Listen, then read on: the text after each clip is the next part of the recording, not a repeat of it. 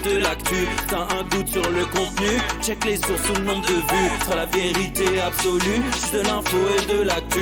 T'as un doute sur le contenu, check les sources ou le nombre de vues. Calme-toi Dimitri, la force tranquille, ça tape dans le mille. De midi à minuit, dégomme les mensonges comme des quilles. Depuis qu'il y a des séances publiques, je veux plus au cirque mais à l'hémicycle. Scandale politique et médiatique, pour rien rater il faut que tu cliques. Mec c'est Rémi, le meilleur du pire en ligne de mire. Aucun parti pris, que des avis bien réfléchis. J'ai encore bourré comme un Polac, donc je pensais voir Laurent Ournac. Je crois que je suis toujours à côté de la plaque, mais en politique c'est qui est le crack. Ouais je sais qui est le crack. Juste milieu. Je crois que c'est qui est le crack. Ça lit des kilomètres de presse pour faire un résumé express. Ça charbonne comme un chinois avec la qualité d'un bavarois. On sera en retraite après notre mort, on sera bouffé par l'inflation. Dans le doute je vais voter Voldemort pour les prochaines élections. Passe de la country à la drill sans transition. C'est pas une bonne idée de me confier cette mission. Si t'aimes pas, dégoûte pas les autres. C'est pas moi qui le dis, moi je suis le roi des pauvres. Pour réfléchir, j'ai qu'un euro, mais au moins je tomberai pas dans la fraude. Je le prononcerai Lichesmittel, comme Angela Merkel. Désolé, je fais ce que je peux, je trouve ma répartie chez Lidl. Des enquêtes exceptionnelles, pas de langue de bois et de l'humour. La revue c'est juste mensuel, les vidéos c'est juste tous les jours. Ouais, c'est juste tous les jours. Juste milieu. Regarde ça tous les jours. Juste milieu. Désolé pour mon manque de répartie. Je sais même pas ce que je débite. C'est dur la géopolitique. Ou un peu comme ma... République. Ma République, non? C'est dur la République quand même, non? Ouais? Non? Ah non, c'est mou, non? Ouais, les mecs se font chier, on dirait un peu. Ouais, c'est un peu mou. Enfin, ça dépend dans quel pays. Ouais. Bah, j'y connais pas grand-chose, moi. Et c'est quoi une démocratie, déjà ?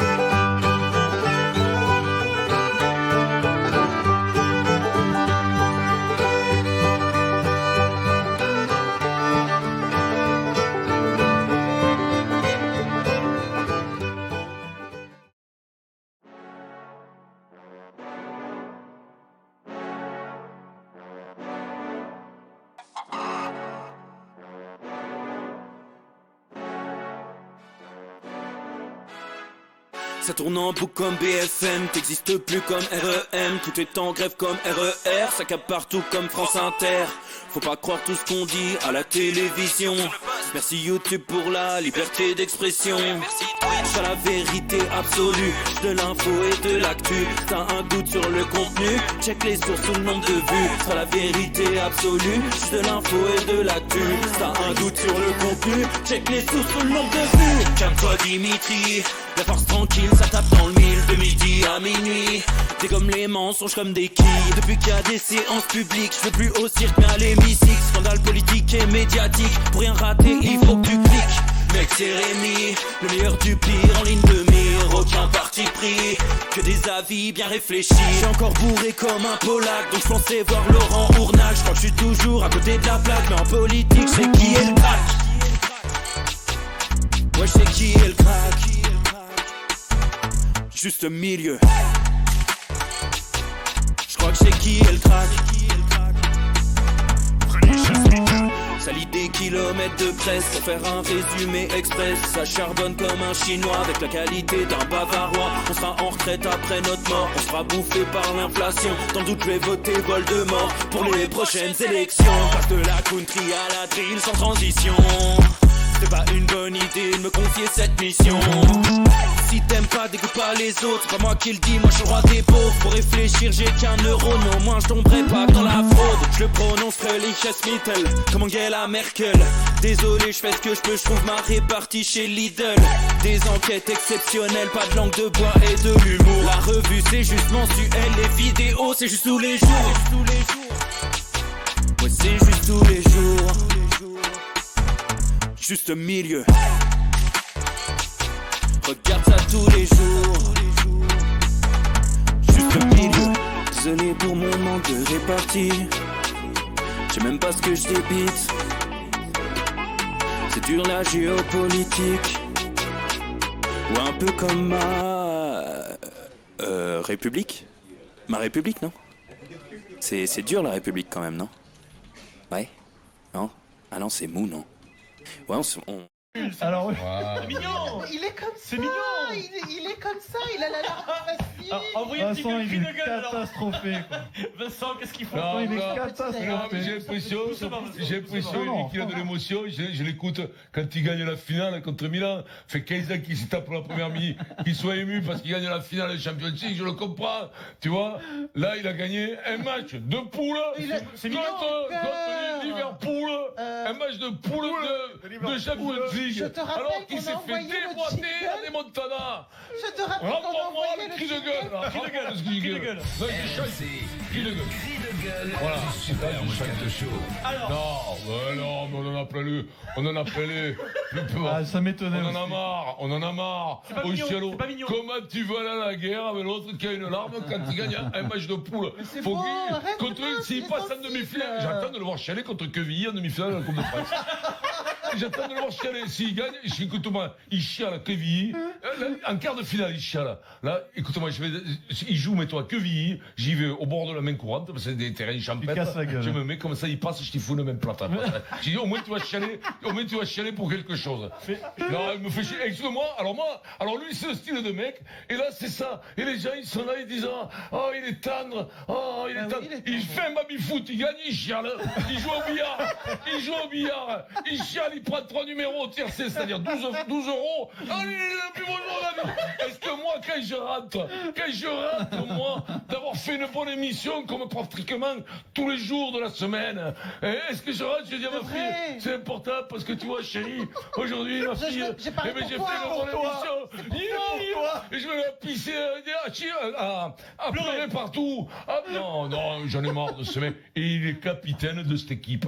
Ah, écoute-moi, un capitaine avec une cigarette. Tu dois le brûler, comme ça, il doit rien dire. Comment ça, il doit rien dire. Mais non, mais c'est Comment ça, il doit rien dire. C'est Avec une- une clope. Tu mets un doigt dans l'œil, il fait comme ça, il dit, j'ai pas mal, équipe j'ai pas qui a mal. du cœur. Et la Tu cigarette. lui tords le doigt, comme ça, tu Vincent. lui tords le doigt, il dit, c'est Vincent. moi le capitaine du PSG, j'ai pas C'est une mal. équipe qui a il est vu.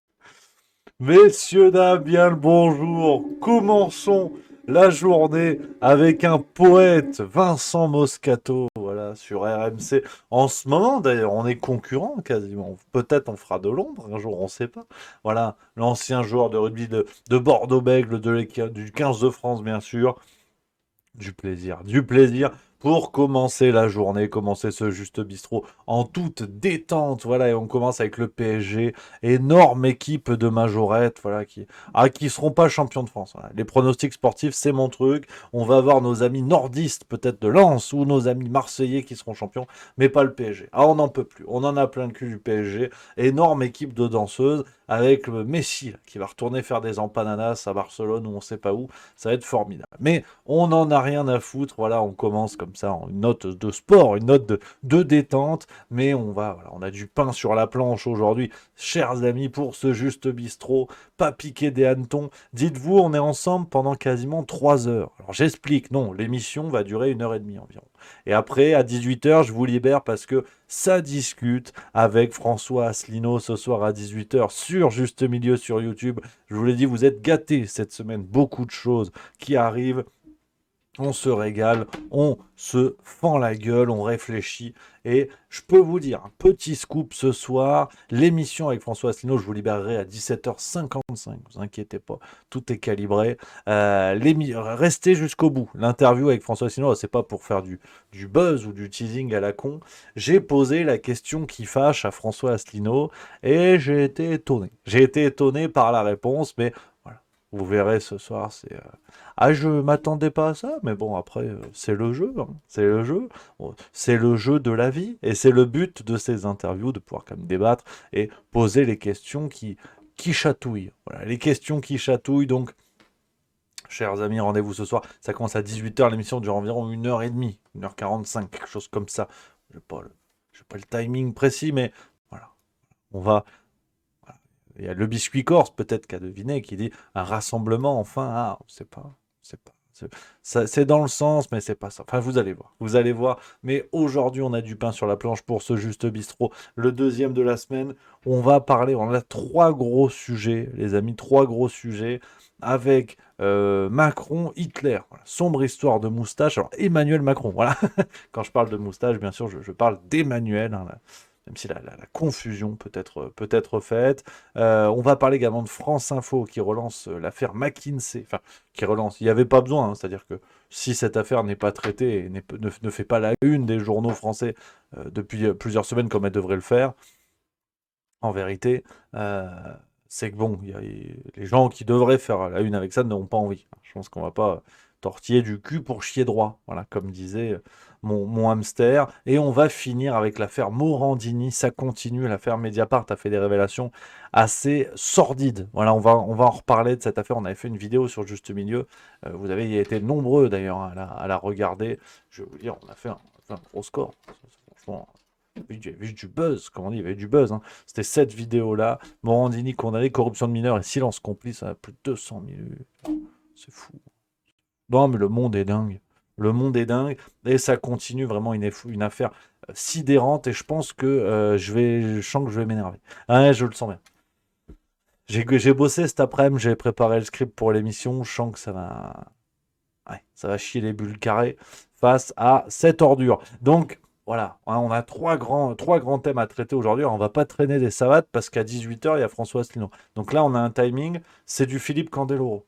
Double axel, tu tombes sur les genoux, mais il faut que ça tienne sur la patinoire. Sinon, on va pas y arriver. Donc c'est vraiment le format esprit critique qui nous demande je suis grognon, l'instant grognon. On le met tout de suite, c'est un peu le thème de la journée.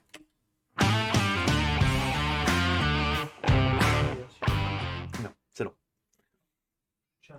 Voilà, l'instant grognon pour le plaisir. On a dans le chat, hein, tout le monde est installé. On a Sam J. Bartenders qui nous dit en direct du fumoir, cigare et whisky à la main. Ça me plaît. Ça m'excite. Ça me va bien. Ça me va bien. Alors voilà, on a quoi d'autre? Il y a Miss Dean qui dit j'ai vu ça de pire en pire. Enfin, bonjour à tous d'ailleurs, chers amis. Je suis un impoli. Asseyez-vous confortablement. Ça va être cocasse aujourd'hui. On a pas mal de jolies choses qui nous arrivent. Et on va attaquer crescendo, comme on dit, dans les abruses, crescendo, avec Macron-Hitler. Qu'est-ce que c'est ça? Ouais, voilà. Non, ça n'a rien à voir. Je précise, ça n'a rien à voir. Et je vais vous mettre le petit reportage, le petit contexte. C'est BFM TV, ils ont dit, attention. Quand BFM en parle, de toute façon, déjà, c'est vrai. Et c'est sérieux. Et là, ils ont dit, on rigole pas avec ça. Le regard noir, l'inscription 49.3 en guise de moustache et un non merci en lettres capitales, cette fresque d'Emmanuel Macron représentée en Adolf Hitler a fait son apparition en périphérie d'Avignon depuis quelques heures et elle divise les habitants. Mais moi je trouve que la fresque est quand même choquante. Alors, premier arrêt sur image, parce que c'est vrai que là où BFM TV confie nos génies, qu'on soit dans un contexte de propagande avérée et compagnie, il n'y a pas de problème. À la limite, ça, on mange, tu vois. Mais 2 choses. Déjà, la fresque. Alors, effectivement, la petite moustache comme ça, si on est amateur du beau poil, on se dit que les derniers à l'avoir porté, c'est Charlie Chaplin et Adolf Hitler. Bon. Mais après tout, moi, je suis désolé, on est dans un contexte de caricature. Pourquoi Emmanuel Macron ne serait pas dépeint en Charlie Chaplin ? Parce qu'après tout, c'est le journaliste qui fait lui-même le rapprochement avec Adolf Hitler. Je joue au con, mais j'essaie de me mettre au niveau. Parce que, et c'est là où BFM TV est du génie, et c'est là où, franchement, non, je suis très fier de regarder leur chaîne, c'est que les mecs te disent, sur un détail de moustache qu'ils apparentent d'eux-mêmes à Hitler. Donc moi, personnellement, je serais tenté de faire le procès pour dénonciation au nazisme à BFM TV, et pas au dessin en tant que tel, parce que c'est vrai que Emmanuel Macron peut être dépeint dans les traits du charlot. C'est vrai que ça lui irait très bien. Donc le journaliste estime que c'est Hitler, et derrière, ils vont interroger qui? Un jeune monsieur bon, qui a l'air sympa comme tout, mais bon, en termes de coiffure... J'ai pas bossé longtemps chez Barbara Gould, mais moi j'aimerais reprocher quand même à BFM TV d'avoir choisi le seul mec qui a la coupe d'Hitler. Je suis désolé, mais si on va dans le détail en termes de poils, le lien avec la moustache, déjà, il est fait par le journaliste, et en plus, ils ont trouvé un type dans la rue, c'est un mec qui a la coupe d'Hitler. Donc, franchement, le gag n'a pas de limite, quoi. Je pense qu'on est arrivé à un tel niveau d'absurde que soit les journalistes ne se rendent pas compte qu'ils font de la merde, mais vraiment à repeindre le World Trade Center, soit tant pis quoi. Soit même eux sont dans l'ironie en se disant bon c'est bon de toute façon foutu pour foutu. Quand t'as l'ami Marlène Schiappa qui fait la une de Playboy, de toute façon sur BFM TV on peut filmer des urètres à longueur de journée que ça changera rien, tu vois. Je me dis c'est quand même un coup de génie quoi. Au bout d'un moment, ils interviewent le seul mec qui a la coupe d'Hitler. Mais c'est sérieux. Je pense qu'ils le font exprès. C'est pas possible autrement. Je veux dire, même les inconnus n'auraient pas pensé à blaguer sur ce qu'on vit, sans déconner. Je veux dire, t'as un rapprochement avec la moustache et qui considèrent d'emblée que c'est Hitler, et ils interviewent un mec qui a cette coupe de cheveux. Je veux dire, n'en jetez plus. C'est de la gourmandise, tu vois. Alors, petite parenthèse, on continue. La fresque est quand même choquante. Parce que comparer quand même Macron, un président démocrate qui a été élu par le peuple, à un dictateur, c'est quand même gros quand même. Je vais pas mentir, c'est pas choquant. Pourquoi? Parce que déjà c'est des caricatures. Sur ce mur-là, il y a souvent des belles caricatures.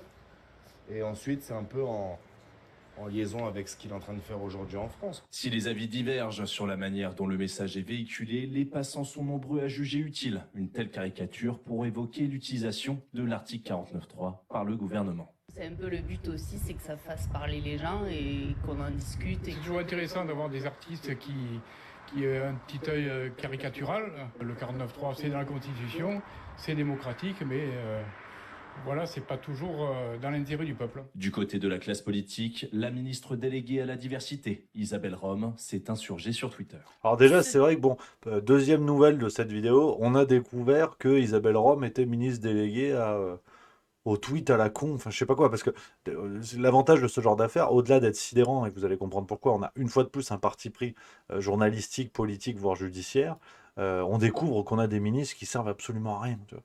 Secrétaire d'État au bois de palette, ministre délégué au Birkenstock, enfin tu sais, t'apprends des postes comme ça, c'est formidable, c'est formidable. Le dessin me donne la nausée. De quoi parle-t-on? Ça suffit. Voilà.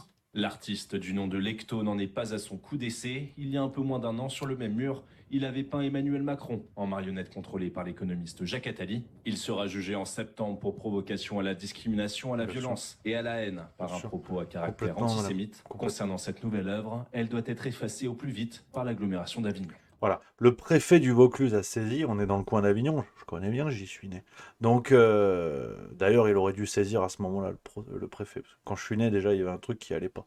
Mais merci déjà, qu'on soit bien d'accord, à Vieux Schtroumpf qui vient de subprime, 2e mois. Merci à Cuc666, c'est le 8e mois. Ça, c'est bien joué.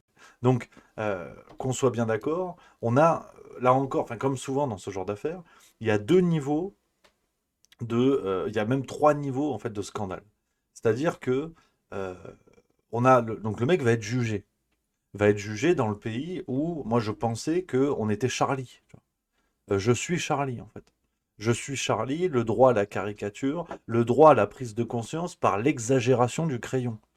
La force des dessins plutôt que la force des armes. Tu vois. On nous avait rabâché tout ça à juste titre. Et c'est marrant parce que Charlie, quand ça touche à certaines personnes, en fonction du pouvoir en place, tu vois, non.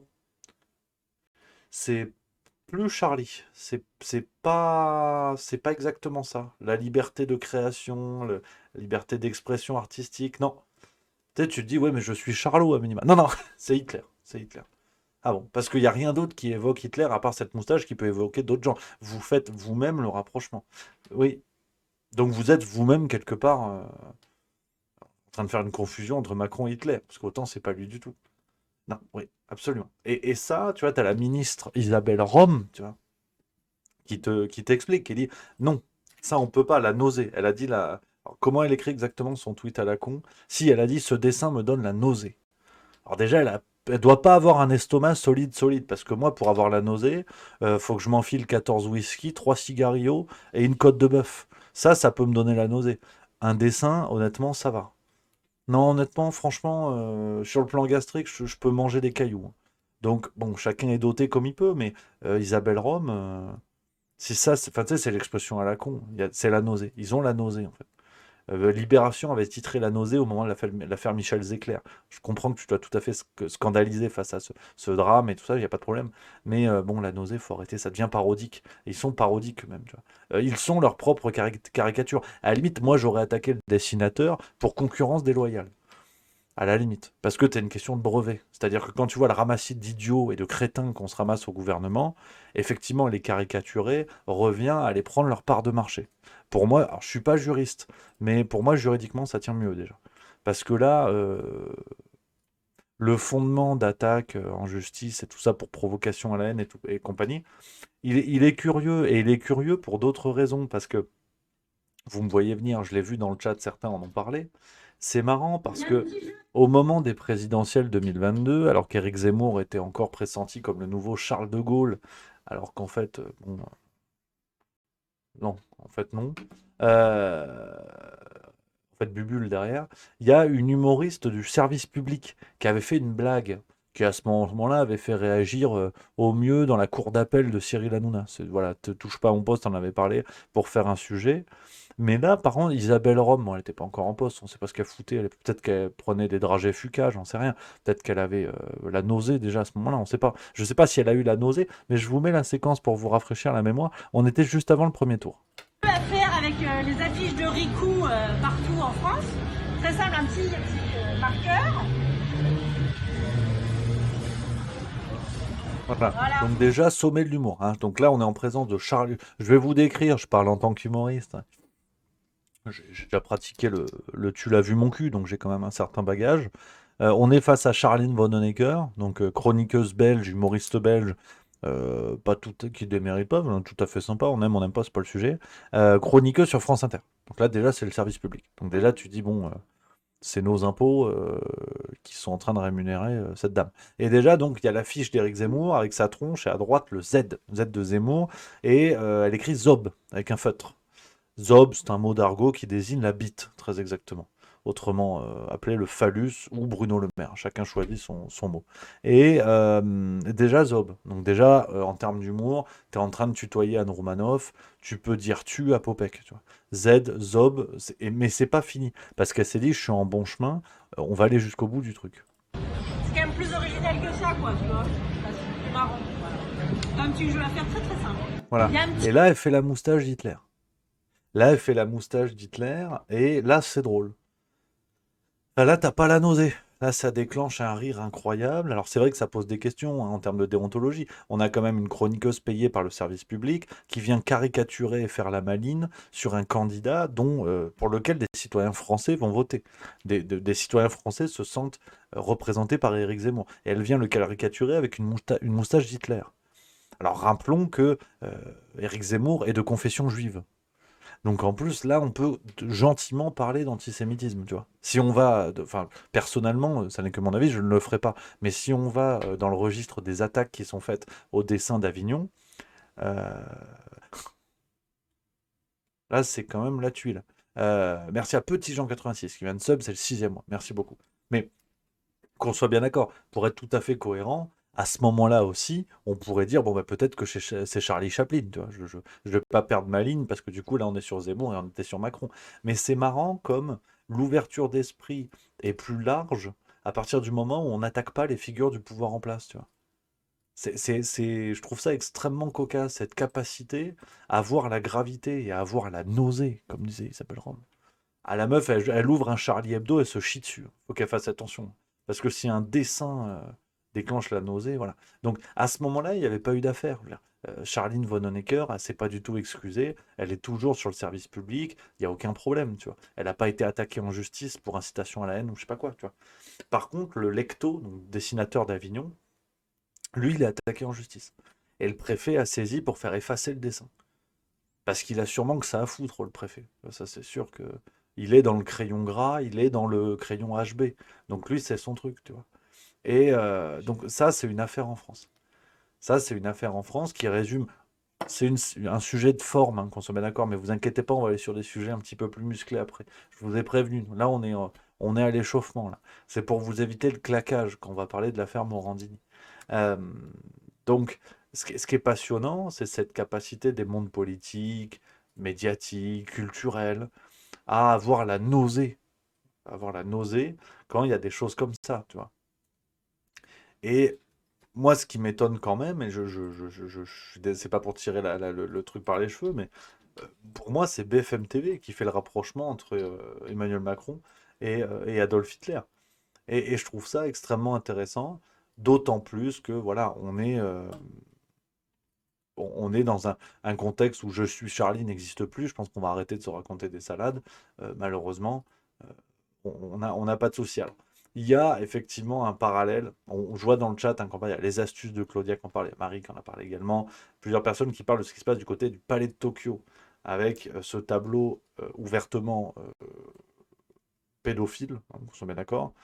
Je prépare un sujet là-dessus. On va en parler sur Twitch, mais je veux préparer le truc sérieusement pour tout vous évoquer. On a une artiste suisse qui a exposé un tableau, et apparemment c'est de l'art. Même la ministre de la Culture, elle a dit c'est bon.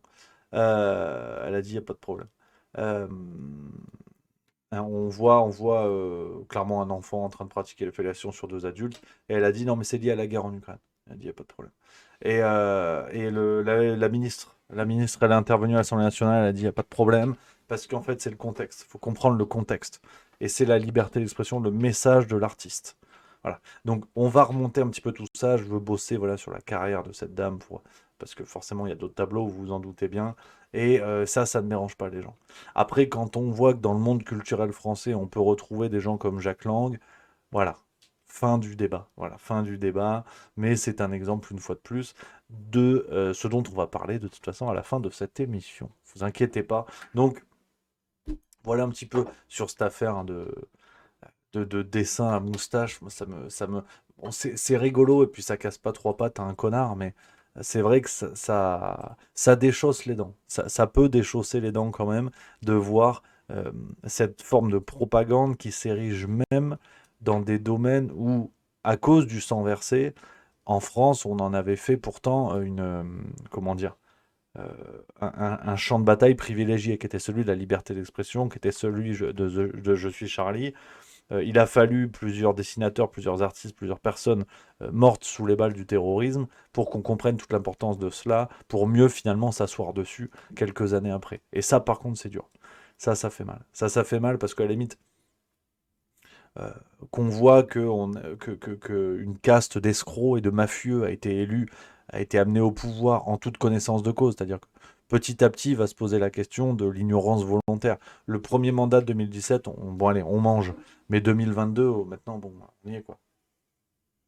Et il était envisageable d'imaginer ce qui allait arriver, déjà parce qu'à partir de 2017, on avait des scandales du genre. Donc, bon, cet aveuglement volontaire doit cesser à un moment donné, et même sur ces questions-là, sur la disparition de la liberté d'expression, sur des questions morales qui aujourd'hui sont complètement détruites, notamment le rapport à la pédocriminalité, le rapport à ces sujets-là.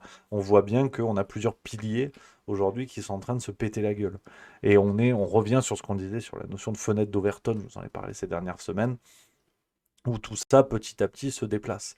Aujourd'hui, je ne résiste pas Enfin, c'est pas du tout du plaisir, hein, je ne résiste pas à l'effroi de vous teaser ce que je vais vous dire dans quelques minutes. Aujourd'hui, on a un monsieur comme Jean-Marc Morandini, condamné pour détournement de mineurs, qui, il est présumé innocent, il fait appel, donc on verra.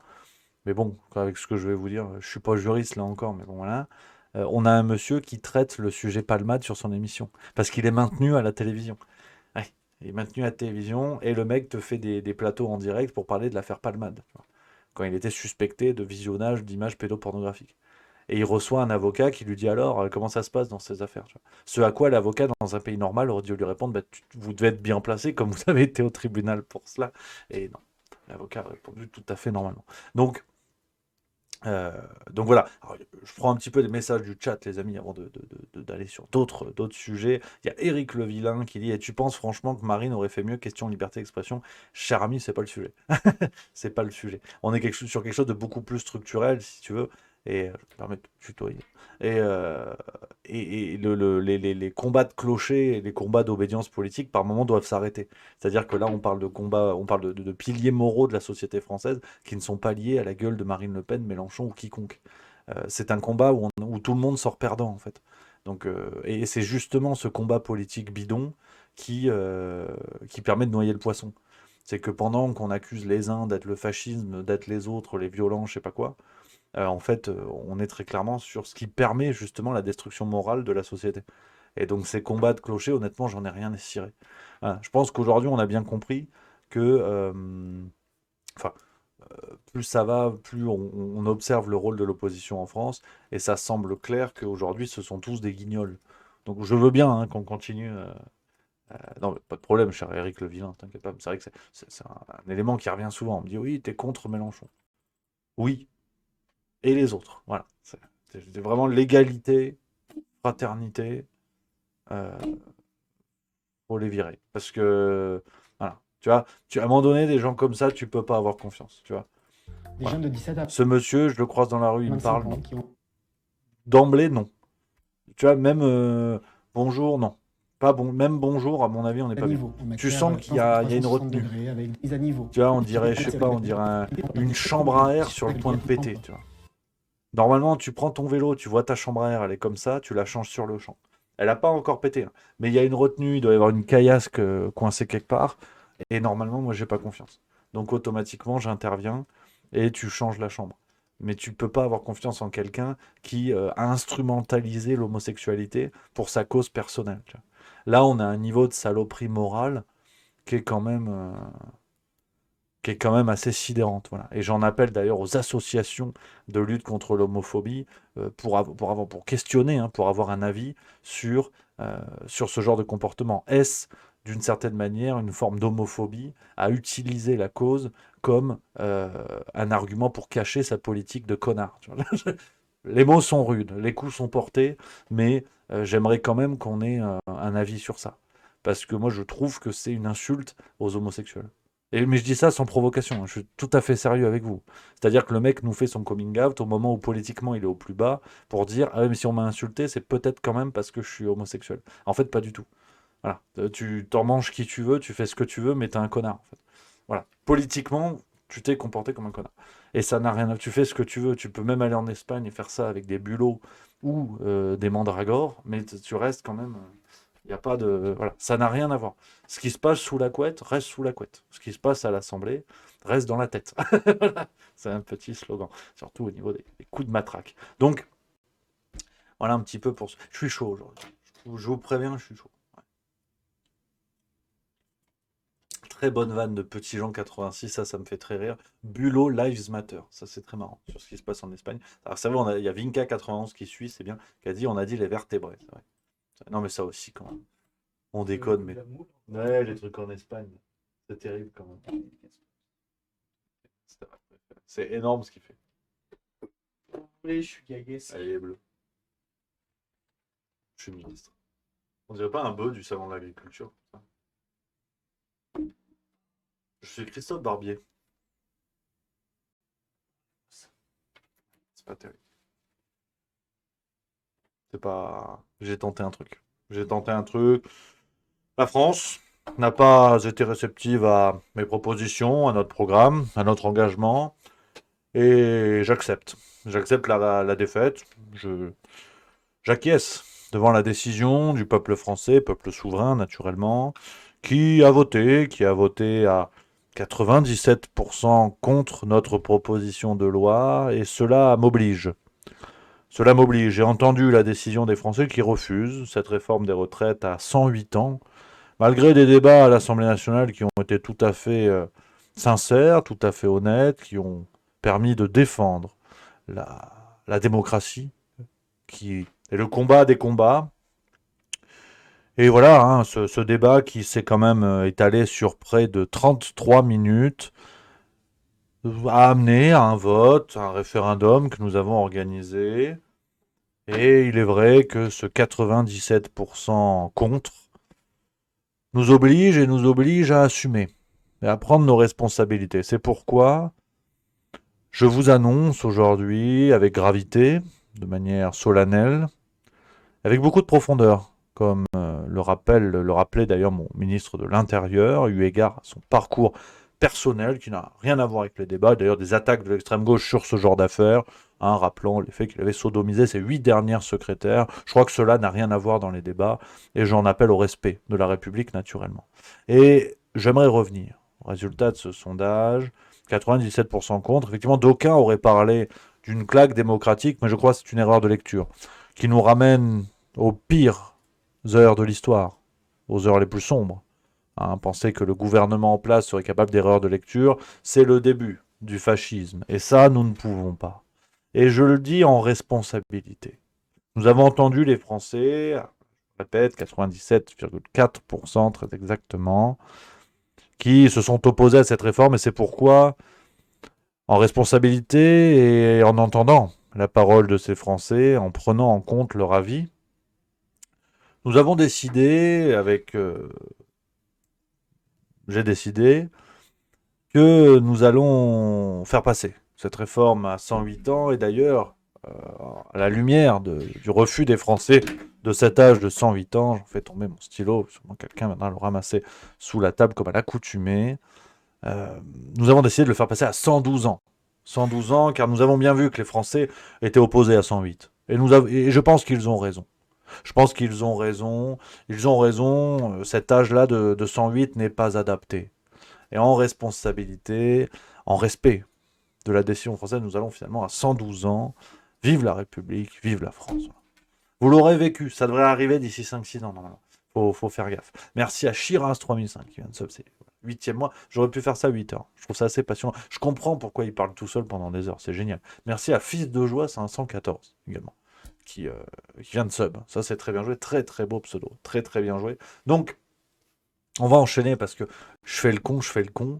Mais en fait, on a encore des sujets. Oh, terrible. Terrible, le petit Jean 86. C'est énorme, Thierry. Moto 2. On a 5 abonnements offerts. Super. 5 subs. Les heureux gagnants sont ma couille. C'est le pseudo. Rien à voir avec mon organe. Sebuka. Marceau 1980. Nomeki. Et Slobovic, ça c'est très bien joué, merci beaucoup. Breaking news, on vient de me dire dans l'oreillette que on est sur une forme, voilà, quelqu'un vient de se faire métaphysiquement uriner dessus. On apprend sur cette histoire de couverture Playboy que Marlène Schiappa était en vérité un second choix. En fait, il y avait Roselyne Bachelot devant elle.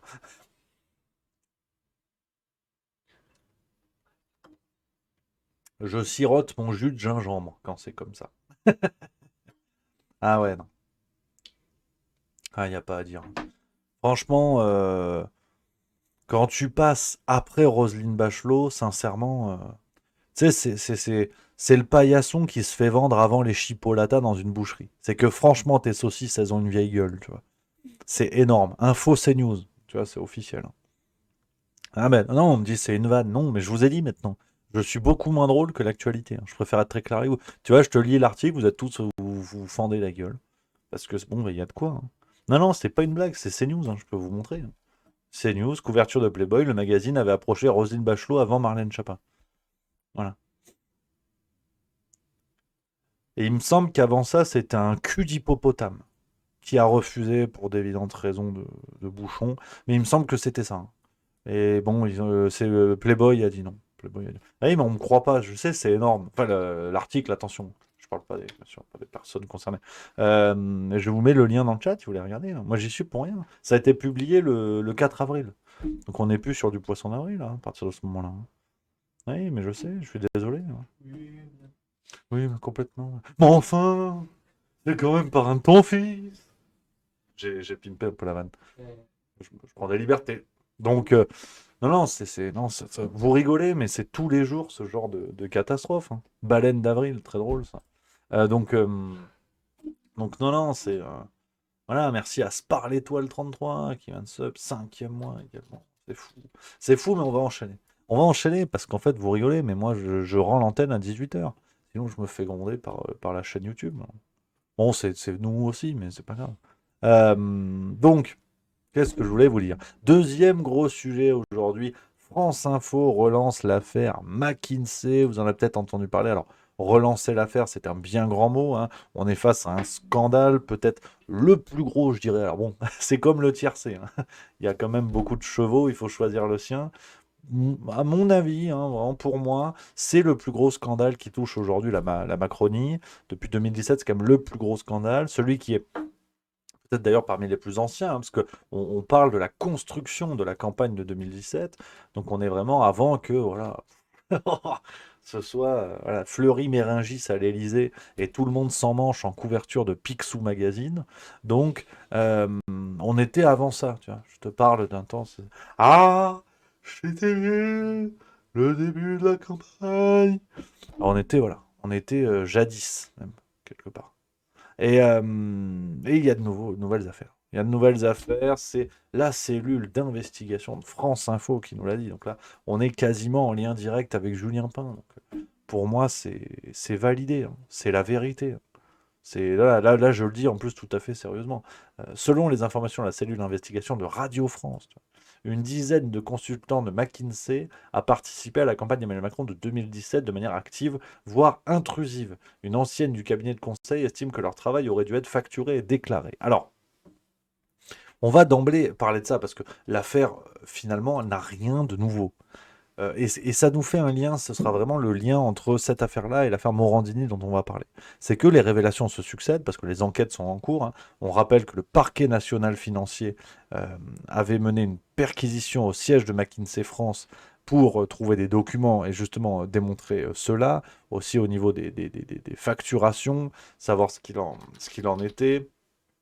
Voilà, hein, c'est une information judiciaire ouverte en octobre 2022 par le parquet national financier pour tenue non conforme de compte de campagne et minoration d'éléments comptables concernant les campagnes présidentielles d'Emmanuel Macron de 2007 à 2022. Donc on est sur une enquête qui a été ouverte il y a peu, perquisition qui a eu lieu il y a peu, mais tous ces éléments-là ne sont pas nouveaux.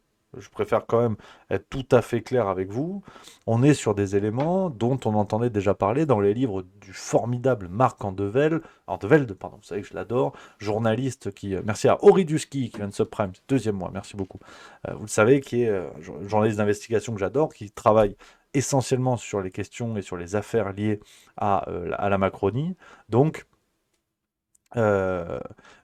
déjà dans son livre, hein, L'étonnant Monsieur Macron, je crois, je vais vous donner les titres de ses livres. Si vous voulez creuser la question, je lui fais très volontiers de la publicité parce qu'il faut vraiment les lire pour comprendre ce que je vais vous dire là. Voilà, vous avez la collection de ces bouquins, hein, il y en a plusieurs. On va aller par exemple sur Babelio. Sur Babelio, là on embrasse Babelio. Il y a donc les plus anciens, il y en a un sur France Télé, il y en a un sur le plus récent, sur les guerres cachées les dessous du conflit russo-ukrainien. Je ne les ai pas encore lu celui-là, il en a fait un. Non, ça n'a rien à voir. Voilà, l'ambigu Monsieur Macron, c'est ça en 2015, le grand manipulateur en 2019 et l'emprise en 2022. Donc on est un peu sur le triptyque de la saloperie politique, et Marc Andevelde avait déjà révélé ces éléments-là dans ses bouquins.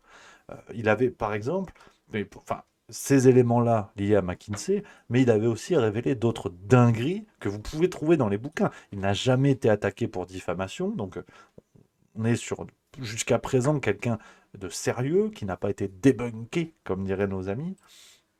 Et par exemple, vous pouvez lire dans Le Grand Manipulateur, hein, le livre sur Emmanuel Macron, toujours dans le contexte de la campagne de 2017, Marc Andevelde révèle dans son bouquin que au siège de la République En Marche, à ce moment-là, au siège de campagne, de nombreux collaborateurs qui étaient jeunes, qui sortaient d'école ou de cabinets de conseil ou de choses comme ça, donc on est sur du jeune de 25 à 35 ans, du jeune cadre dynamique, il y avait une ambiance faite d'école de commerce au siège de campagne, la drogue circulait à tout va, l'alcool, il y avait des rapports sexuels dans des pièces qui étaient considérées comme des dortoirs, à tel point que les cadres du parti naissant avaient dû faire passer des règles pour que tout ça se calme à minima et que ce soit plus les fêtes de BDE tous les soirs. Donc on est sur des trucs qui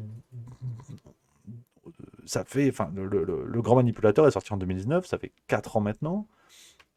Et pareil sur McKinsey. Pareil sur McKinsey, sur les liens qui sont connus depuis plusieurs années. Donc pourquoi je vous dis tout ça et je vous invite à lire ces bouquins, vraiment, voilà. On a envie de soutenir ceux qui font le boulot, on se plaint beaucoup, voilà, que certains médias font pas le taf et tout, mais il y en a plein qui le font. Voilà, c'est comme Alexandra Orion-Côte, super, formidable bouquin, je le remonte, Les Apprentis Sorciers, on fait la pub bien volontiers.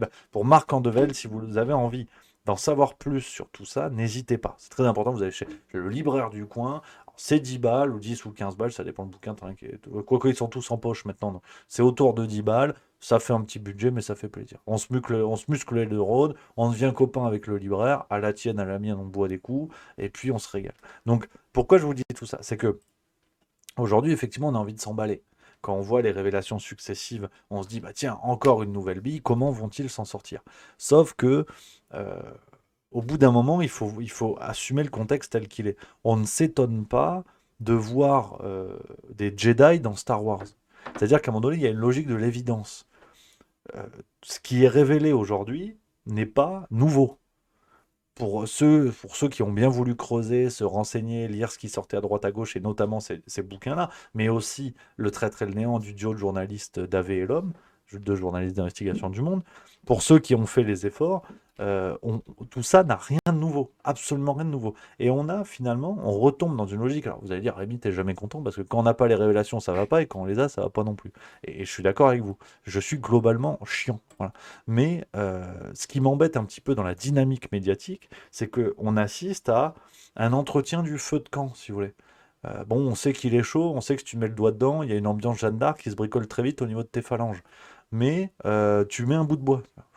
Des fois, ça fait des grandes flammes. Tu dis, oh putain, mais en fait, c'est toujours du feu, c'est le même qu'il y avait 10 minutes avant. Donc là, c'est exactement pareil. Ce que révèle France Info aujourd'hui, c'est important de faire le boulot, mais ça n'a rien de nouveau. Les liens avec McKinsey, on les connaît. Rappelez-vous, en 2017, Emmanuel Macron gagne la campagne, même je crois que c'était à la veille du second tour, à la veille ou juste après le second tour. Il y a les Macron Leaks, c'est-à-dire que Wikileaks met la main sur des milliers d'échanges de mails entre l'équipe, enfin des membres de l'équipe de En Marche et des gens externes, notamment beaucoup de McKinsey, qui signaient de leur propre adresse mail des prestations, des choses comme ça, des bidules. Et aujourd'hui, ce que nous révèle l'enquête de France Info, elle nous révèle que ces liens sont beaucoup plus, on va dire, beaucoup plus resserrés que prévu, et surtout, il y avait une grande question jusqu'à présent qui pesait, et je vous lis la phrase, c'est de savoir si ces consultants McKinsey, alors pour vous donner le contexte, ce qui est important à savoir, c'est que les cabinets de conseil, donc soit McKinsey, Deloitte et tous les autres, c'est une habitude chez eux de mettre à disposition des consultants gratuitement. C'est une pratique qui s'appelle pro bono en latin, ils disent ça comme ça. Leur idée, que ce soit vis-à-vis des gouvernements, des ONG, des grandes entreprises.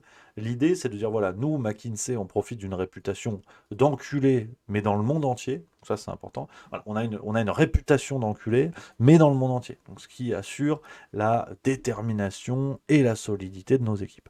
Et donc, ils vont voir les grandes entreprises, les ONG, les gouvernements, et ils disent, voilà, on vous met à dispo des consultants avec toute leur expertise sur les missions de votre choix, il n'y a absolument aucun problème. Et ces consultants deviennent des maillons dans les réflexions de ces instances. Donc, petit à petit, ces consultants s'enracinent, reviennent, refont des prestations, et ainsi de suite. Jusqu'à parfois obtenir des contrats, des choses comme ça. C'est exactement ce qui s'est passé avec le gouvernement français, par exemple. Et plein d'autres instances. Donc on a une volonté de McKinsey d'arriver en montrant patte blanche, en disant mais c'est gratos, vous inquiétez pas. Et en fait, ils vont pénétrer les arcanes de ces instances-là pour obtenir des infos, pour orienter leur stratégie, pour faire des choses comme ça. Donc c'est exactement ce qui s'est passé avec En Marche pour la préparation de 2017. Et la grande question, parce que ça change juridiquement énormément de choses, c'était de savoir si ces consultants avaient travaillé sur leurs horaires de travail ou pas. Et l'information centrale que nous avance aujourd'hui France Info, qui est intéressante, mais qui en fait, là encore, vous creusez 5 minutes et on était tombé dessus bien avant, c'est de dire que de toute façon, euh, voilà, il y a une dame qui travaillait là-bas, qui l'explique, cela n'a pas de sens au niveau des horaires. Donc, est-ce qu'ils étaient sur leur temps de travail ou sur leur temps libre? Cela n'a pas de sens de raisonner en termes de semaine et de week-end quand on est consultant chez McKinsey. On n'a pas vraiment d'horaire. Quand j'y étais, la blague qui tournait, c'était que McKinsey était la seule entreprise où il y avait autant de gens au bureau en semaine que le week-end. Donc, voilà, et Thomas, l'ex-conseiller d'Emmanuel Macron, se souvient, lui, avoir fait des réunions avec l'équipe de Karim Tadjedine les soirs, les week-ends, mais aussi en journée, en semaine. Karim Tadjedine, c'était un haut cadre de McKinsey France qui a été euh, interrogé par la commission d'enquête du Sénat et qui a menti devant cette commission d'enquête. Donc, euh, on est vraiment sur, enfin, au risque d'être un petit peu vulgaire, on sait qu'on va se faire emmancher, mais on attend de voir la taille de l'outil, quoi. Non, désolé, je sais que ça fait rire, ça. Ah, le zizi, c'est drôle, ça. Ah, la bite. Ah, c'est rigolo, ça. Donc, on est vraiment sur ce genre de choses. Et donc, c'est très bien que France Info fasse le boulot, mais sincèrement, cette logique m'embête vraiment dans la mesure où ça n'a rien de nouveau, ça n'est pas original, et les révélations n'en sont pas. Et de toute façon, tout ça nous amène à quelle conclusion? Il doit y avoir condamnation. Je veux dire, on a un système scandaleux sous les yeux, qui a profité d'une quantité sidérante d'argent public, en toute connaissance de cause. Et bon, bah, il y a France Info qui dit, ah ouais, mais bon, la question, c'est est-ce qu'ils avaient des godasses en cuir ou des tongs, quoi. C'est un truc de dingue. C'est un truc de dingue dans la mesure où, dans cette affaire, rien ne va. Et puis, quand bien même, il faut rappeler, merci à Tibli51 qui vient de Subprime, c'est 8e mois, merci beaucoup. Il faut quand même rappeler que, mais pour vous donner un exemple qui est de toute façon symbolique pour moi, vous allez me dire dans le chat ce que vous en pensez, mais McKinsey, en 2021, a été condamné dans l'affaire du scandale des opioïdes aux États-Unis. Les opioïdes sont des médicaments antidouleurs qui, aux États-Unis, sont vendus en libre service et qui créent des phénomènes de dépendance et qui créent des vagues de mort terribles. Terrible. On parle de 500 000 personnes sur les 20 dernières années. C'est un scandale énorme. Et au centre de ce scandale, on a retrouvé une entreprise qui s'appelle Purdue Pharma, qui fabriquait un des opioïdes les plus vendus sur le marché. Et cet opioïde, ce laboratoire pharmaceutique avait été conseillé par McKinsey dans sa stratégie marketing, donc pour vendre le plus possible de leurs médicaments. Ils avaient demandé à McKinsey des prestations de conseil sur l'équilibre prix-rentabilité. Et McKinsey leur avait conseillé le dosage le plus chargé, c'était l'oxycontine, le médicament. Merci, Hardiska, dit dans le chat. C'est bien, les élèves qui suivent, qui ont révisé. McKinsey avait conseillé le dosage le plus élevé, qui pour eux était le plus rentable. Forcément, l'entreprise a suivi les conseils, et McKinsey était condamné par ricochet dans cette affaire. Mais ils ont dû payer, c'était une somme folle. Je sais plus, c'est pas... Attends, de toute façon, je vais vous retrouver l'affaire, on va vous montrer. Vous allez voir. Pour vous dire, voilà, 600 millions. 600 millions de dollars, ils ont payé. Ça fait beaucoup. Ça fait pas mal d'argent, quand même. Ça fait pas mal d'argent. Je crois que le Figaro en avait parlé également en France. J'avais bossé sur le sujet à un moment donné. Voilà, 573 millions de dollars, très exactement, voilà, dans le cadre de cette affaire. Et donc, pour vous dire, mais de manière symbolique, qu'on soit bien d'accord, le gouvernement français est allé chercher les conseils de cette entreprise dans le cadre du Covid-19. Fin du débat. Fin du débat. Et celui qui viendra m'expliquer que oui, mais c'était McKinsey États-Unis, McKinsey France, c'est pas pareil, fin de non-recevoir. Là, par contre, ça peut m'énerver. Ça peut me fâcher tout rouge. Même si tu m'offres derrière une pression, hein, bière, 50 centilitres au soleil, je peux quand même être grognon. Non, voilà qui sont ces gens-là. Voilà qui sont ces gens-là. Ce sont des gens, pour la majorité, pas tous, il y a peut-être des gens qui bossent là-bas et qui envisagent de démissionner, qui sont des gens bien. Mais quand vous voyez le monde à travers des tableaux Excel, voilà ce que ça permet. Et quand ces gens-là sont au pouvoir d'un pays, ils vont faciliter le chemin à leurs copains. Donc aujourd'hui, on retrouve des gens comme ça au gouvernement français et ailleurs, et bien ailleurs, et bien ailleurs. Donc C'est complètement dingue. C'est complètement dingue. On est sur ce genre de choses. Et voilà, donc pour vous dire, et on va enchaîner tout de suite à 17h20, je vois le chrono qui file, on va réussir à rentrer tout ça. Pour conclure là-dessus, ce qui me rend zinzin, c'est que on est face à un scandale clair et avéré.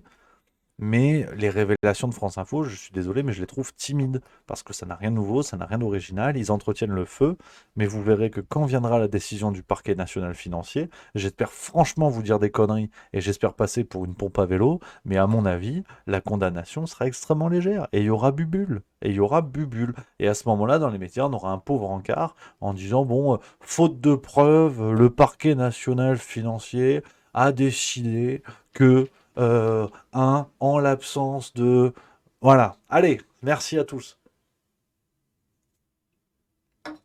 Donc, voilà, j'attends de voir. On va voir ce que ça va donner. Mais honnêtement, je suis peu confiant par rapport à la décision du parquet national financier vis-à-vis de cette affaire. On en reparlera, les amis. Donc, voilà un petit peu pour le deuxième volet. On est cohérent. On est dans le timing.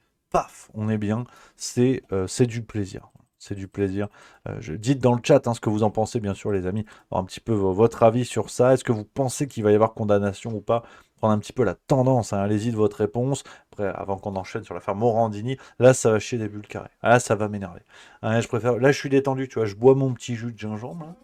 Voilà, comme lui. Tout pareil. Merci à Zabou1961 qui m'a donné 100 bits. Voilà.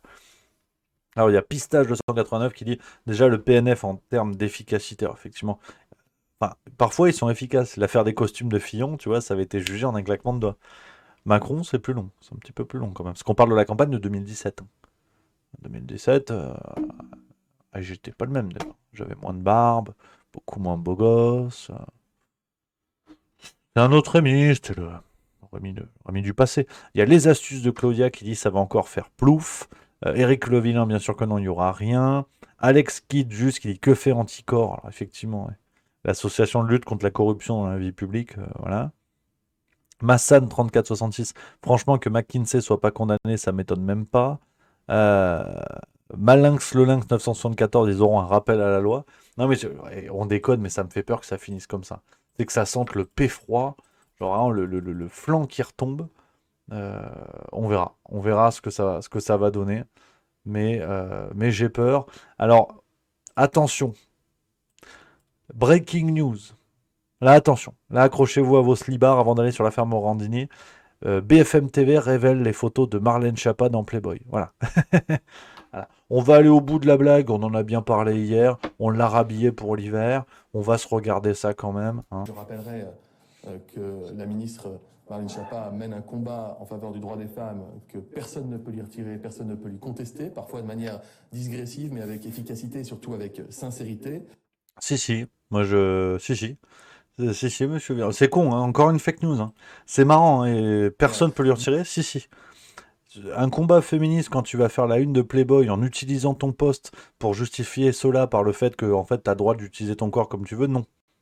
Digressive, mais avec efficacité et surtout avec sincérité. Et je ne veux pas que quiconque puisse imaginer que cela contrevienne au fait que l'ensemble, la totalité du gouvernement est pleinement mobilisée pour améliorer le quotidien des Français, pour tous les sujets de préoccupation au quotidien. Je crois que c'est vraiment là l'essentiel. Ouais, défendre le droit des... Ah putain, tu vois, ça m'énerve. Allez, c'est parti. Ça va chier les bulletins. Ah, ça y est. On va y aller plein de gaz parce que là, ça m'énerve. Il faut que je finisse les sujets, et notamment celui-là, on va prendre le temps. Parce que là, ça y est. Là, ça va envoyer du bois. Là, ça va taper rude. Les coups vont être rudes. Je préfère vous le dire tout de suite. On va parler de l'affaire Morandini. Là, ça va commencer à me gonfler. Et là, ça y est, on y est. Là, ça y est, on y est. On est sur du giga-instant grognon. Vous savez que... Un sujet, bien sûr, mais celui-là, c'est un sujet qui me tient particulièrement à cœur et qui a la fâcheuse tendance de me scandaliser assez facilement. Je vois qu'il y a des pages du livre Le Défi de chaîne, on le fera demain. Promis, ce sera un peu plus cool demain parce que ça va être un peu plus les vacances et tout, donc je ferai les points de chaîne demain. Là, aujourd'hui, on est sérieux, c'est un sujet, je voulais absolument vous en parler parce que c'est tellement passé sous silence que si les guignols de YouTube comme nous se sortent pas un peu les doigts pour en parler, on a des ordures en direct à la télévision qui sont toujours présentes et c'est quand même bien de remettre un petit peu l'église au milieu du village par moment. Donc, promis, je vais essayer de pas être trop vulgaire. Parce que parfois, je dis des gros mots. On me dit, Rémi, déjà que t'es gros, laisse tes mots tranquilles, laisse-les normaux, et on sera très bien. Donc, tout a été relancé une fois de plus. Donc, c'est le fil rouge aujourd'hui, je vous en parlais, cette notion de relancer les affaires, alors que pour ceux qui s'y intéressent, je veux dire, les scandales sont déjà là, sont déjà présents. Enfin, je trouve que le côté révélation de choses qui en fait étaient juste tues par le passé par les médias, ça a tendance à m'énerver assez massivement. Mais il faut quand même saluer le boulot parce qu'on a beaucoup de nouvelles choses qui sont amenées et comme je vais utiliser leurs articles, je vais utiliser leurs vidéos, je vous invite à aller sur... Voilà, tu vois, j'ai pas fait exprès, ça s'est lancé tout seul. Je vous invite à aller sur Mediapart, à vous abonner. Je me suis abonné pour avoir accès à leurs articles. C'est pour ça que je fais la pub tout à fait gratuitement, tout à fait indépendamment, parce que voilà, il y a un super boulot qui est fait et je peux pas l'utiliser sans mettre en avant leur boulot. Donc merci au journaliste David Perrotin qui a continué cette enquête-là. C'est Mediapart, je vous mets le lien dans le chat. Abonnez-vous pour soutenir Mediapart. On aime, parfois on n'aime pas, c'est pas grave. Le but du jeu, c'est que ça fait le boulot et ça crée la discussion, ça crée le débat. Ils font partie des seuls à en parler. Donc voilà, je tiens à qu'il y ait cette parenthèse-là, que ce soit clair. Allez soutenir Mediapart, qu'on ait accès et qu'on soutienne des médias d'investigation. Et après, on a l'avis qu'on veut, je vous le dis, pour être tout à fait transparent. Alors, on a de nouveaux éléments. Mediapart s'est plongé dans les centaines de conversations à caractère sexuel de l'animateur de CNews avec de nombreux mineurs à qui il promettait notamment de faire rencontrer Cyril Hanouna en échange de photos. Elle révèle son obsession pour les jeunes adolescents, un véritable système. Alors, on avait parlé de l'affaire Morandini il y a plusieurs semaines, voire plusieurs mois, quand il avait été condamné, parce qu'on le rappelle, ce monsieur qui est à la télévision a été condamné à 1 an de prison avec sursis. Faut pas déconner. Merci à La Vermine qui vient de subprime, c'est le 4e mois, très beau pseudo, absolument dans le thème. Voilà, 1 an de prison avec sursis pour corruption de mineurs, sur 2 jeunes de 15 et un autre de 16 ans. L'animateur de CNews a été condamné à 1 an de prison avec sursis. Alors qu'on soit bien d'accord, voilà, c'est très important. Voilà. Je vais vous lire le réquisitoire, ce qui a été retenu dans les éléments de décision du tribunal pour bien comprendre où est-ce qu'on se situe. Et après, on va regarder ensemble la vidéo de Mediapart avec un résumé de nouveaux éléments dans cette enquête-là pour bien comprendre face à quoi nous sommes. Vraiment. Le tribunal ne peut qu'interroger le sérieux du casting litigieux et voit dans sa démarche une volonté de pervertir la sexualité de cet adolescent en l'invitant à se dénuder puis à se masturber. La brutalité de cette intrusion est confirmée par le traumatisme important révélé par l'expertise psychologique, a expliqué la présidente ce lundi. Et d'ajouter à propos des échanges SMS, le tribunal retient que la récurrence des échanges à connotation sexuelle, malgré le malaise exprimé par le mineur, caractérise non pas seulement un humour lourd, mais bien une volonté de forcer les limites de cet adolescent, alors même qu'il avait manifesté sa gêne. Donc là, on parle de 2 mineurs qui, eux, ont porté plainte. Il y en a d'autres. C'est ce que vous allez découvrir. Il y en a clairement d'autres. On peut parler d'un système. Pour autant, alors que cela est su, et que dans ce jugement-là, on avait des gens qui n'avaient pas porté plainte, mais qui avaient donné leur témoignage à un moment donné. Pour autant, au moment du jugement qui a eu lieu en décembre 2022, le tribunal nous disait, la présidente a tenu à préciser que Jean-Marc Morandini n'est ni un prédateur, ni un pédophile. Voilà. Donc, tu demandes à un mineur de 15 ans, alors que les échanges prouvent que tu sais qu'il a 15 ans, de se dénuder, de se masturber en t'envoyant des photos, ça n'est pas de la pédophilie. C'est... Non. Ça n'a rien à voir. Ça n'a rien à voir. Mais, voilà. Et puis, il a fait appel. Parce que forcément, tu te dis, 1 an de prison avec sursis pour ce qui lui est reproché, c'est trop.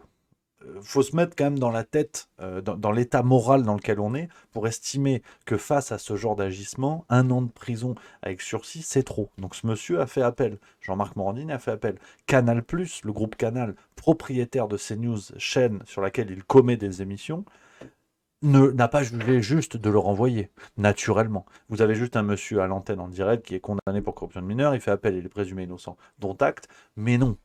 Parce que Zemmour, c'est incitation à la haine. Effectivement, et alors, c'est pas pour prendre la défense de Zemmour, c'est parce que dans le chat, surtout, je vous en supplie, faites pas ce commentaire-là. C'est aussi parfois une ordure, mais sur d'autres thématiques. Là, en l'occurrence, sincèrement, voilà, je pense que c'est pas le sujet. Mais Zemmour avait été renvoyé manu militari pour incitation à la haine. D'ailleurs, c'était pas forcément CNews, c'était d'autres médias. Je crois que c'était Europe 1 à l'époque, ou je sais plus où il faisait ses chroniques, qu'importe. Canal+ ne juge pas nécessaire, tu vois. Et donc, on a aujourd'hui Monsieur Morandini qui va faire des séquences comme ça. Je vais vous montrer. Je retrouve l'extrait dans la vidéo de Mediapart. Vous allez voir. Ce monsieur, il est en direct sur CNews. Il parle des vrais sujets, des choses comme ça. Morandini, il y a quelques semaines, a fait ça. Matin sur CNews. Et récemment, sans la moindre gêne, le sujet de la corruption de mineurs a même été évoqué sur le plateau de l'animateur. Vous, en tant qu'avocat, avec votre expérience, qu'est-ce que vous pensez de ce type de dénonciation? Est-ce que ça doit être pris au sérieux? Séquence miroir hallucinante, où son invité décrit les méthodes d'investigation de la police sur ce genre d'affaires. On jurerait qu'il parle du dossier Morandini. Dès qu'on avons des délits qui touchent des mineurs, la police se saisit très rapidement et une enquête est déclenchée quasi systématiquement. Et en fonction de la qualification, on pourra aller sur de la détention, effectivement, sur de la corruption de mineurs ou alors sur évidemment de la mise en scène et de la participation active à avoir des relations sexuelles. En 2016, la direction de Canal+ promettait de licencier l'animateur sans indemnité s'il était condamné. 6 ans plus tard, ce n'est pas le cas. La direction invoque donc on continue un peu là-dessus. L'appel de l'animateur et la présomption d'innocence. Une décision incompréhensible pour les victimes. Donc, vous voyez un petit peu déjà le contexte dans lequel on est. Mais on est à un niveau de scandale qui est incroyable. C'est-à-dire, moi, je veux bien présomption d'innocence, bien sûr, c'est un des fondamentaux du droit français, il n'y a aucun problème. Mais quand même, la décence commande que tant que la décision d'appel n'a pas été rendue, qu'il se mette à distance pour préparer sa défense. Jadis, c'est une chose qui se faisait en politique quand des éléments étaient reprochés à un élu, qu'il soit maire, député, sénateur ou membre du gouvernement. Il se mettait en retrait pour préparer sa défense. Même François de Rugy l'a fait. Donc c'est dire qu'il y a un paquet de salauds qui l'ont fait, tu vois, c'est normal. Et non. Et là, non. Et le groupe Canal te dit, mais quand même, c'est normal. C'est normal, vous vous rendez compte, on ne peut pas l'éloigner. Peut-être qu'il va avoir des problèmes financiers, sinon. Alors, on est déjà... Mais là, je vous donne à peine les éléments de contexte. Alors, je vous renvoie vers la vidéo, hein, juste au milieu. Je vous mets le lien dans le chat si vous voulez la regarder. Je vous renvoie vers la vidéo. Si vous voulez voir déjà à l'époque ce qu'on pouvait dire, au moment du jugement, j'avais essayé de remonter pas mal de choses là-dessus. Et Mediapart va encore plus loin. On va regarder le début de leur vidéo. Je le redis, c'est très important quand je vais diffuser leur vidéo d'enquête. Abonnez-vous à Mediapart, c'est très important. Allez les soutenir. Je n'ai pas touché un sesterce pour ça. C'est juste, c'est beau jeu, c'est fair play. J'utilise leur contenu. Donc, on fait la pub, c'est normal. Bon, après, maintenant, je le dis, voilà. Décembre, à la une, Morandini Live en direct chaque jour pour vous montrer la réalité de ce qui se passe en France. Ce 5 décembre, la réalité de ce qui se passe en France, c'est aussi la condamnation de l'animateur star de CNews, Jean-Marc Morandini. 1 an de prison avec sursis pour corruption de mineurs. Attention, cette vidéo contient des récits de violences sexuelles sur mineurs. Ce qui lui est reproché, avoir échangé des messages à caractère sexuel avec 2 adolescents, mais aussi un casting à son domicile avec un 3e mineur forcé de se masturber. Son nom est désormais inscrit au fichier des délinquants sexuels, et sa peine est assortie d'une obligation de soins de 2 ans. Dans son jugement au procès, la présidente du tribunal écrit: Malgré le temps écoulé, aucune remise en question n'avait été amorcée par l'animateur sur ses passages à l'acte transgressif. Puis elle ajoute: Il ne ressort ni du dossier ni des débats que l'on puisse qualifier M. Morandini de prédateur ou de pédophile. Si la juge à ce stade ne parle pas d'un prédateur, les conversations que s'est procuré Mediapart entre Jean-Marc Morandini et de nombreux mineurs, victimes dans cette affaire mais pas seulement, révèlent en tout cas un véritable système. Elle montre l'obsession pour les adolescents d'un homme puissant et reconnu. Nous révélons aussi des échanges à caractère sexuel de Jean-Marc Morandini, alors sous le coup d'une enquête, avec l'un de ses proches aujourd'hui condamné pour agression sexuelle sur mineur. Donc, Mediapart pose le contexte, et il faut rappeler plusieurs choses. Là encore, c'est des articles Mediapart, mais ça pour le coup, je l'avais lu ailleurs, notamment Le Parisien qu'on avait parlé, Le Figaro aussi, me semble-t-il, à ce moment-là. Il faut aussi se mettre dans le... Enfin, il faut voir ce qui s'est passé au moment du procès de Morandini. Parce que non content, déjà, d'avoir commis ce type d'exaction assez terrible, au moment du procès, Jean-Marc Morandini s'était comporté, mais vraiment comme un connard. Je suis désolé, hein, j'avais dit pas trop de gros mots, mais là je suis un petit peu obligé quand même. Déjà, il avait demandé à ce que les débats se tiennent à huis clos. C'est quand même curieux pour quelqu'un qui a passé sa vie à mettre en lumière des faits divers, ce que le tribunal a rejeté quand même, heureusement. L'audience a donc été tweetée et chroniquée, c'est pour ça qu'on sait ce qui s'est passé. Et il y a des phrases qui sont sorties, qui ont été tenues par Morandini au moment du procès. Donc les messages, vous avez vu quelques extraits dans la vidéo, les messages donc, qui sont très clairs, qui demandent des photos en train de se masturber, des photos nues de manière très insistante. Pour lui, il dit c'est une vanne, certes lourde peut-être, mais une vanne. Donc on est sur des choses comme ça. Et le mec, ça l'impressionne pas. Il est plutôt détendu sur tout ça. On a quoi d'autre? Il y avait une autre image là-dessus. Ah oui, voilà, ça c'est ce paragraphe, je vais vous le lire. Ça vaut son pesant de cacahuètes, tu vois. À la barre, Jean-Marc Morandini se montre parfois désinvolte, parfois hautain. Je me retrouve au tribunal pour 3 conneries. Lâche-t-il, par exemple, avant d'être immédiatement corrigé par la présidente. Vous êtes ici pour 3 délits. Au fil des débats, le ton est moins arrogant. La star de CNews dit souffrir depuis 2016 et concède une certaine insouciance. Mon image publique devait se coller au personnage de NRJ12, une chaîne qui avait pour thème principal la télé-réalité et la sexualité. Lâche-t-il reconnaissant avoir pu être dépassé par ce personnage, qui était selon lui sans cesse sollicité par de jeunes fans. Mon personnage médiatique aujourd'hui sur CNews est beaucoup plus proche de ma réalité. On ne me sollicite plus comme on me sollicitait à l'époque d'ailleurs, sauf pour des invectives politiques. Donc, mais en termes d'excuses, on va faire 3 blagues pour essayer de détendre un peu de l'atmosphère, mais c'est-à-dire que heureusement qu'il n'est pas animateur sur Chasse et Pêche, parce qu'il se serait pris pour un sanglier, le gars. Donc c'est sidérant. Voilà le niveau d'excuse du gars, si vous voulez. Et le journaliste le dit, hein, c'est pas moi j'y étais pas au procès, hein, mais désinvolte, voire hautain. C'est-à-dire qu'on te reproche ce genre de comportement, et ça ne les fait pas trembler du museau. Est-ce que c'est le début de l'impunité? Je pose la question. Voilà. Alerte Julien Pain. Si jamais vous voulez fact-checker tout ça aussi, avec plaisir, ça sera l'occasion de faire une enquête sur ce genre de sujet. Donc, n'hésitez pas à fact-checker monsieur Julien Pain, avec plaisir, ou d'autres d'ailleurs. Donc voilà un petit peu. Et on continue sur la vidéo de Mediapart, on va regarder 2-3 minutes pour voir les nouveaux éléments qui sont révélés. Jean-Marc Morandini a fait appel de sa condamnation, il est présumé innocent.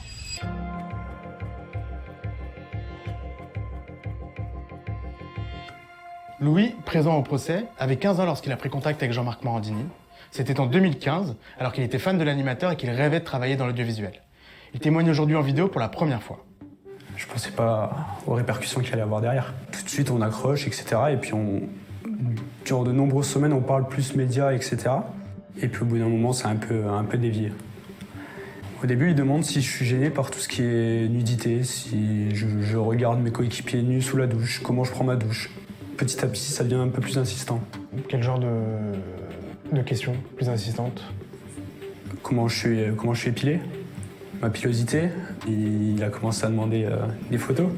D'après les échanges consultés par Mediapart, Jean-Marc Morandini ne peut ignorer que Louis a 15 ans.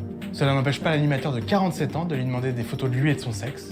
Et il insiste, à 41 reprises en 50 jours. Je sais pas 41 demandes de photos nues en 50 jours. Je sais pas si vous vous rendez compte le niveau. Je vais pas faire du tout de la psychiatrie à 3 balles, hein, mais on peut gentiment parler d'insistance, tu vois. 41 fois, 41 demandes en 50 jours. Je sais pas si vous vous rendez compte quand même de la violence de ces comportements-là sur quelqu'un de mineur. Il y a cette envie de travailler dans l'audiovisuel coûte que coûte. Et d'un autre côté, je suis bloqué dans ce truc-là. Et donc, j'envoie pas la photo, mais je veux garder le contact avec lui. Je lui disais non, je lui disais pas cette fois-ci, vous allez avoir des problèmes avec la justice. Je lui disais bien que moi, ça allait être non, et lui continue à forcer. 41 reprises en 50 jours, et au bout de 50 jours, j'ai craqué. Je suis allé sur Internet, je voulais me sortir de là, et j'ai envoyé une photo d'un sexe pris sur Internet. Lui, quand il la reçoit, il croit du coup que c'est votre sexe, la photo de votre sexe, d'un jeune de 15 ans. Ouais. Il était content, il a eu une photo d'un sexe. Il me demande si je suis en érection, il se pose beaucoup de questions. Moi, je pensais qu'il allait arrêter de parler. Et en fait, on a l'impression qu'il examinait la photo. Ça faisait limite peur. Pour obtenir ces photos, Jean-Marc Morandini promettait plusieurs choses, comme lui faire visiter les locaux d'Europe 1, là où il travaillait à l'époque. À 6 reprises, il lui promettait aussi d'organiser une rencontre avec l'animateur de TPMP Cyril Hanouna en échange de photos. J'ai dit que j'étais fan de Cyril Hanouna à l'époque, que moi j'aimais bien ce qu'il faisait à la télé, etc. Et comme il le connaît, je suppose, il disait quand tu viendras à Paris, je te le ferai voir, on ira voir une de ses émissions. Puis à 15 ans, sauf qu'à 15 ans, on est naïf un peu. Donc on écoute et puis on fait. Sollicité par Mediapart, Cyril Hanouna nous répond qu'il n'était au courant de rien et qu'il n'a jamais rencontré aucun jeune. Donc voilà, donc, un peu la teneur de ce que révèle Mediapart dans ce nouvel article et dans cette vidéo enquête. On a de nouveaux témoignages qui sont donnés, ce qui démontre bien, c'est ce que dit le journaliste, ce qui démontre bien l'existence d'un système, d'une mécanique appliquée à plusieurs personnes, bien plus que seulement celles qui ont porté plainte. Et on a même des éléments par ricochet. C'est un autre article de Mediapart qui est sorti le 4 mai 2022. Des messages de Jean-Marc Morandini exhumés dans une affaire d'agression sexuelle sur mineur. À l'occasion d'une affaire pour agression sexuelle sur mineur jugée en 2021, des échanges entre le mis en cause et l'animateur de CNews ont été retrouvés par les enquêteurs. Ils montrent comment Jean-Marc Morandini a pu inciter son ami à lui envoyer des photos de son filleul de 16 ans dénudé. Donc là, on est sur une autre affaire, où sur le papier, ça n'a rien à voir. Sud-Ouest en parle à ce moment-là. Donc on est du côté de Bayonne, dans le Pays Basque, un homme au tribunal pour avoir agressé sexuellement son filleul de 16 ans. Je vous lis le chapeau de Sud-Ouest, pas accès à l'article. Ce mardi 21 septembre, le tribunal de Bayonne jugeait un homme de 45 ans, accusé d'avoir agressé sexuellement et corrompu son filleul âgé de 16 ans au moment des faits dans un hôtel bayonnais. L'homme en question est un certain Arnaud C, ce que nous dit Mediapart ici. Qu'est-ce qui s'est passé dans cette affaire? Donc on est sur un mec qui emmène son filleul faire des compétitions de triathlon notamment, sympa, il l'amène dans les différents coins de France. Après ils sont à l'hôtel, s'il y a des trajets un petit peu trop longs, il lui masse les jambes, mais en fait très vite ça devient des choses, je vous fais pas un dessin, vous avez compris, on est sur des faits d'agression sexuelle sur mineurs, et des faits répétés qui vont forcer, c'est ce que nous dit Mediapart, le dernier élément en date, on est ici, c'est là, là encore Arnaud C passe outre et touche le ventre du garçon puis son sexe et lui demande s'il peut le masturber. Jérémy refuse et part se coucher. Arnaud C revient à la charge, entre dans la chambre de Jérémy, lui touche le sexe et l'épaule et lui propose une fellation. Le jeune garçon se défend en lui donnant un coup d'épaule. L'homme de 42 ans insiste encore et encore. Finalement, Jérémy parvient à alerter ses parents par téléphone et prend la fuite de l'appartement pour attendre plus loin la police. Une brigade de la BAC le trouvera dans la rue pieds nus et torse nu puis interpellera quelques heures plus tard son parrain. Poursuivi pour agression sexuelle sur un mineur de plus de 15 ans par une personne ayant autorité sur la victime et corruption de mineurs, Arnaud C finira par avouer les faits en garde à vue et sera condamné le 5 octobre 2021 à 24 mois de prison avec sursis probatoire et une interdiction définitive d'activité professionnelle ou bénévole au contact de mineurs. 24 mois de prison avec sursis probatoire. Donc là encore, comme quoi il n'y a même pas besoin d'être une vedette de la téloche pour avoir des peines extrêmement légère. Je ne connais pas le code civil par cœur. Si on a des amis juristes dans le coin, ça me paraît peu pour ce genre de fait. D'ailleurs, je vais me pencher dessus, savoir ce qui est prévu dans le code civil pour ce genre d'affaires. Mais quel est donc le rapport avec Jean-Marc Morandini? Allez-vous me dire, eh ben on apprend, ça c'est fou, que par le passé, Arnaud C a confié avoir par le passé assuré la gestion du site de Jean-Marc Morandini, plus précisément la modération des commentaires. Et ils ont gardé un lien, c'était des amis de longue date, et on a retrouvé, dans le téléphone de ce Arnaud C, des messages avec Jean-Marc Morandini.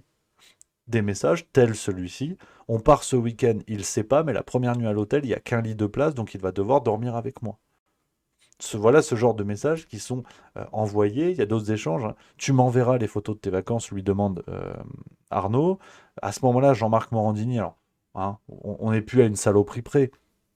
À ce moment-là, Jean-Marc Morandini se trouve en vacances avec un certain Valentin, avec qui il dit être en couple depuis 2 ans. Et je vais laisser le journaliste de Mediapart, David Perrotin, vous dire ce qu'il en est sur ça. Je vous trouve l'extrait parce que je ne vais pas tout mettre déjà par respect pour le travail journalistique. Je vous l'ai dit, il faut aller sur Mediapart. Et puis franchement, il y a des choses qui sont pas simples.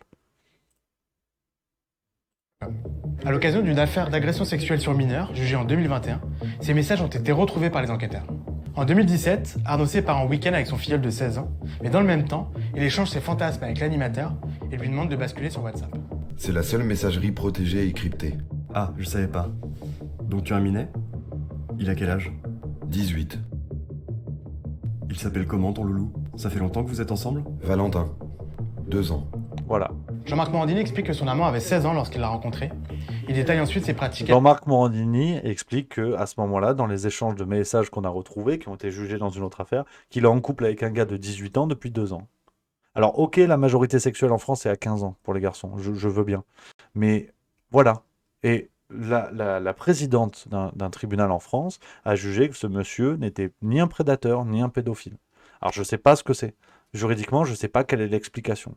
Mais voilà, on en revient toujours au même point. On est au bout de ce que je voulais vous dire. Je vous remets le lien. J'insiste lourdement, mais c'est important. Je ne veux surtout pas avoir de soucis. Et au contraire, c'est pour saluer le boulot. Je vous remets le lien de l'article Mediapart vers cet article.